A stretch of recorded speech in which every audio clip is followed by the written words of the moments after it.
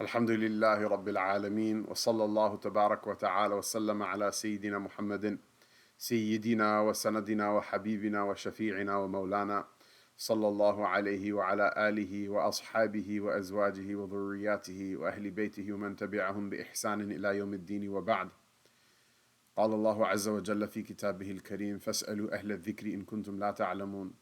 وقال النبي صلى الله عليه وسلم: من يرد الله به خيرا يفقهه في الدين. وصدق الله العظيم وصدق رسول الله صلى الله عليه وسلم. All praises to Allah, and may His peace and blessings be upon His servant and messenger, our master Sayyidina Muhammad sallallahu alayhi wasallam.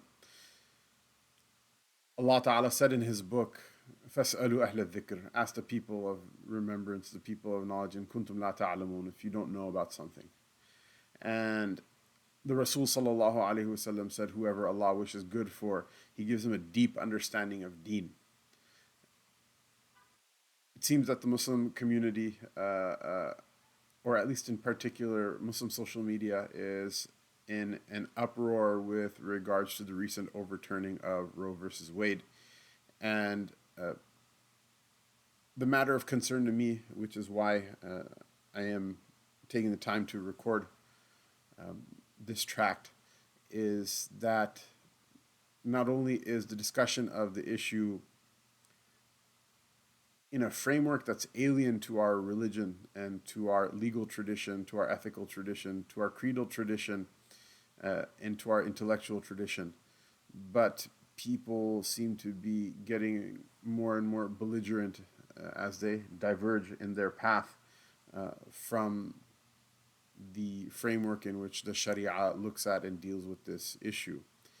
And it's getting to the point where many people who are unlearned in the Shari'ah themselves are taking liberty to trash the voices of who are pleading with the people that this issue is more complicated than you think, as sellouts, and to essentially assassinate them in the public sphere, not physically, but in terms of their honor, in terms of their learning, in terms of their respect in the position that they receive by the mandate bestowed upon the people of learning by the Book of Allah and the Sunnah of the Nabi sallallahu alaihi wasallam. And I'm not saying by any means that learned people are infallible.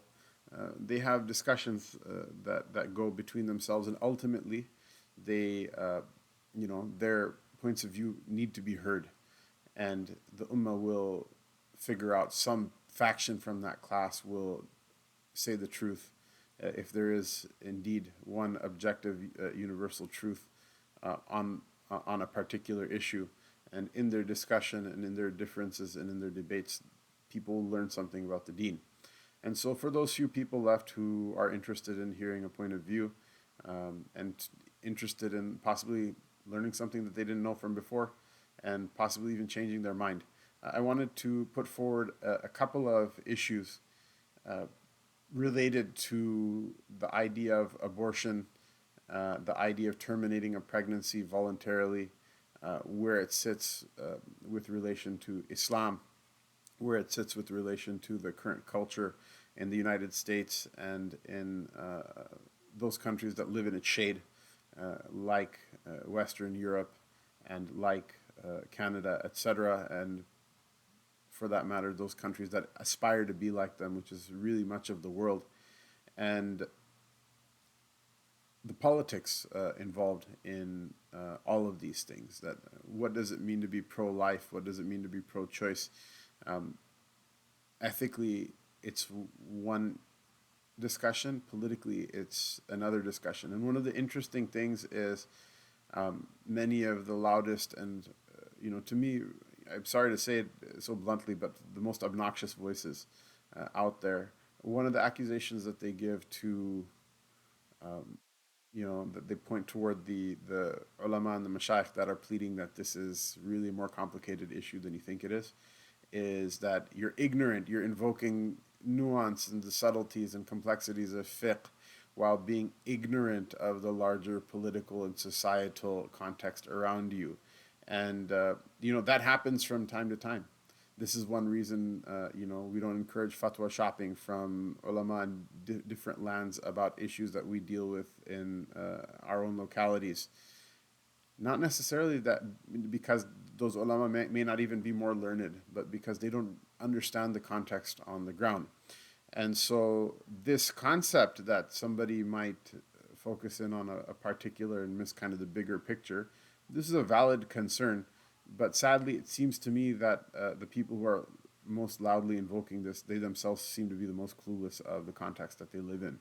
And I'll put forward my arguments without naming names and going after specific people in the hopes that maybe someone will benefit from it, or maybe my own error will be